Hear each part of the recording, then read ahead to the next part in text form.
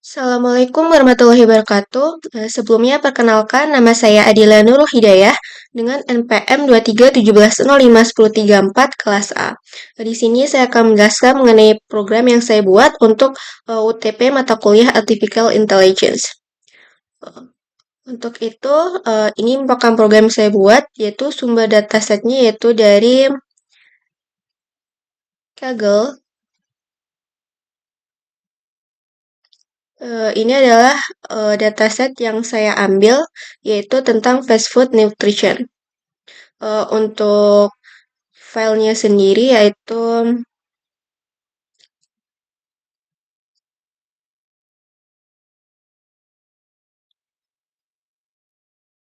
nah ini merupakan file dataset yang telah saya unduh. Kemudian untuk penjelasan programnya, nah di sini saya mengambil data tersebut, yaitu dataset ini berisi informasi nilai gizi dari berbagai menu makanan cepat saji dari restoran seperti McDonald's, Burger King, Wendy's, dan lainnya. Setiap menu mencakup data seperti jumlah kalori, lemak total, lemak jenuh, kolesterol, natrium, karbohidrat, serat, gula, dan protein. Dalam dataset tersebut, jumlah datanya berisi 515 baris, yaitu mencakup menu makanan dan minuman. Kemudian jumlah kolomnya itu ada 14 kolom. Nah, nama kolom-kolomnya itu ada restoran, yaitu nama restoran. Yang kedua ada item, itu merupakan nama menu makanan atau minuman. Kemudian kaloris, yaitu jumlah kalori. Selanjutnya kaloris from fat, itu adalah kalori yang berasal dari lemak. Kemudian ada total fat dalam satuan gram, yaitu total lemak dalam gram.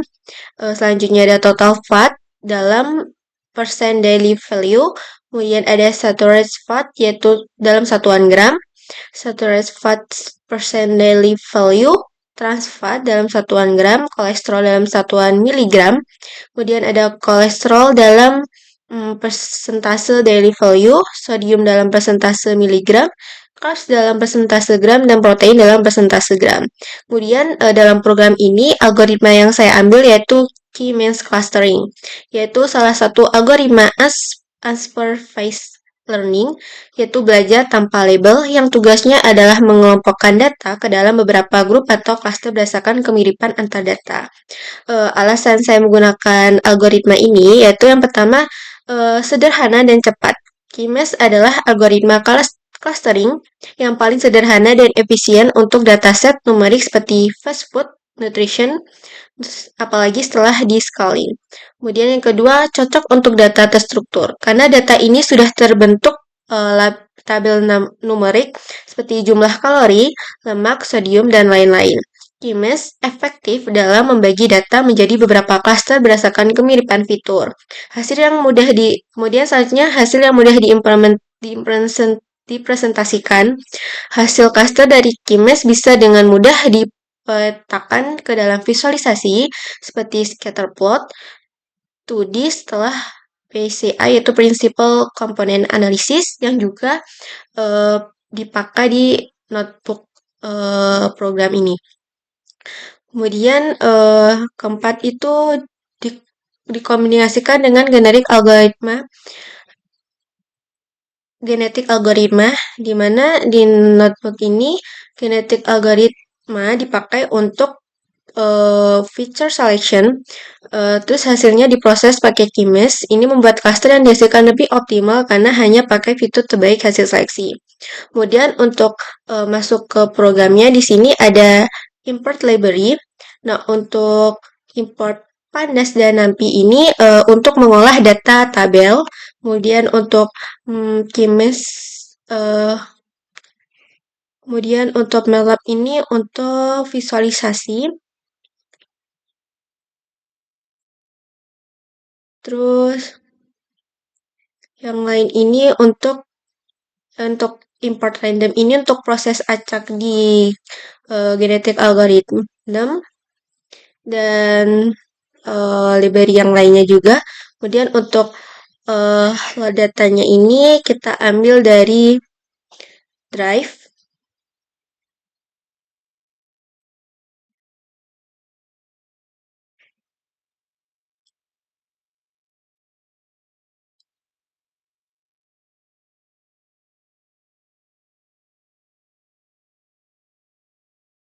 Jadi saya simpan di My Drive, kemudian simpan di dataset AI, di yaitu file fast food. Kemudian kalau dataset ini gunanya tuh membaca file fastfood.csv dan disimpan ke variabel data. Kemudian di sini bukan outputnya. Setelah itu untuk proses preprocessing.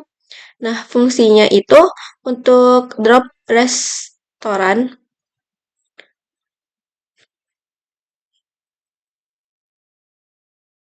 Ini merupakan tahap preprocessing. Kemudian untuk genetik algoritmanya ini untuk outputnya. Terus cara kerja genetik algoritma ini yang pertama itu menganalisasi populasi, di mana program ini akan membahas kumpulan individu awal atau solusi awal. Selanjutnya, setiap individu itu berupa kombinasi fitur yang dipilih atau tidak dipilih, yang biasanya berupa 0 dan 1. Selanjutnya itu proses evaluasi fitness, di mana setiap individu diukur kualitasnya. Fitness seberapa bagus kombinasi fitur itu saat dipakai di Kimes. Kemudian biasanya pakai nilai Silhouette score, yaitu makin besar nilainya itu makin bagus. Kemudian tahapnya yaitu seleksi. Kita memilih individu terbaik dari populasi untuk jadi induk atau parent yang akan dikawinkan. Tujuannya biar gen-gen itu bagus atau fiturnya yang penting bisa diwariskan ke generasi berikutnya. Tahap selanjutnya itu crossover atau perkawinan, yaitu dua induk dipasangkan untuk menghasilkan individu baru atau anak yang biasanya dengan tukar sebagian gen antar induk. Tahap selanjutnya itu mutasi, secara acak mengubah sebagian kecil gen di anak, misal dari 0 jadi 1 atau sebaliknya, untuk menjaga keberagaman solusi. Tahap yang keenam itu pembentukan generasi baru. Populasi lama digantikan dengan generasi baru hasil seleksi, crossover dan mutasi. Ulangi proses dari evaluasi fitness lagi. Untuk tahap terakhir yaitu berhenti saat syarat tercapai, yaitu misal setelah sejumlah generasi tertentu atau nilai fitnessnya sudah stabil. Untuk proses tahap selanjutnya yaitu pembuatan dan evaluasi model. Nah, ini merupakan outputnya. Fungsinya itu kita milih fitur satu, terus kita jalankan keymeshnya, kemudian kita hitung Silhouette score-nya. Maka semakin tinggi itu semakin bagus. Selanjutnya yaitu visualisasi hasil dan proses. Nah, ini merupakan hasilnya, dimana untuk grafik yang pertama ini merupakan grafik konversi genetik algoritma, di mana sumbu X generasi 1 sampai 20 dan sumbu Y itu Silhouette score, yaitu ukuran seberapa baik data dikelompokkan atau makin tinggi maka akan semakin bagus. Nah, analisis itu awalnya generasi 1 dan sampai dengan 5 itu nilai Silhouette score cepat naik dari sekitar 0,45 ke 0,65. Nah, setelah generasi ke-6, skor stabil di sekitar 0,65. Artinya proses genetik algoritma sudah menemukan kombinasi fitur terbaik dan perbaikannya tidak signifikan lagi di generasi berikutnya. Kemudian stabil skornya ini menunjukkan algoritma genetik algoritma itu udah convergent alias ketemu solusi optimal. Nah, kesimpulannya itu untuk visualisasi yang pertama ini, genetik algoritma berhasil mencari kombinasi fitur terbaik untuk clustering dalam waktu singkat, hanya butuh sekitar 5-6 generasi. Kemudian untuk yang grafik kedua ini merupakan hasil clustering sumbu X dan Y itu komponen 1 dan komponen 2 dari PCA atau hasil reduksi fitur dari data kedua dimensi bisa diplot. Biar bisa diplot. Kemudian warna dan labelnya itu warnanya berbeda mewakili cluster hasil K-Means 3 cluster yaitu 0, 1, dan 2. 0, 1, dan 2.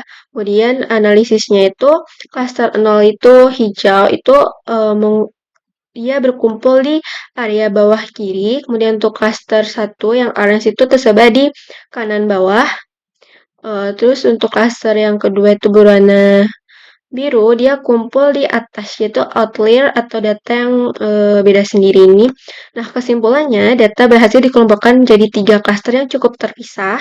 Artinya hasil clustering setelah pemilihan fitur dengan GA ini cukup efektif, karena area klasternya tuh nggak saling tumpang tindih yang parah. Nah, klaster 2 yang agak jauh ini bisa jadi kelompok khusus mungkin makanan dengan kalori atau kandungan nutrisi yang ekstrim. Nah, di sini dengan menggabungkan genetik algoritma untuk hasil fitur dan keyword clustering, maka hasil cluster lebih optimal. Terbukti dari hasil hot score yang tinggi dan hasil word cluster yang cukup rapi. Nah, untuk kesimpulan dan analisis singkatnya, berdasarkan hasil percobaan clustering menggunakan keyword, data fast food berhasil dikelompokkan menjadi beberapa cluster berdasarkan komitmen nilai nutrisi seperti kalori, lemak, karbohidrat, protein, dan sodium. Nah, hasil clustering ini menunjukkan bahwa cluster 1 berisi menu-menu dengan kalori dan lemak tinggi, cluster 2 berisi menu-menu dengan kalori dan lemak rendah, seperti salad atau minuman rendah kalori. Sebelumnya dilakukan feature selection menggunakan genetik algoritma sehingga hanya fitur terbaik yang dipakai. Hasilnya, klaster yang terbentuk menjadi lebih akurat dan jelas perbedaannya antar kelompok. Terus dengan menggunakan prinsipal komponen analisis untuk menentukan dimensi hasil visualisasi studinya hmm, menjadi pemisah klaster yang cukup baik. Sekian video penjelasan saya. Untuk kurang lebihnya saya mohon maaf. Saya akhiri. Wassalamualaikum warahmatullahi wabarakatuh.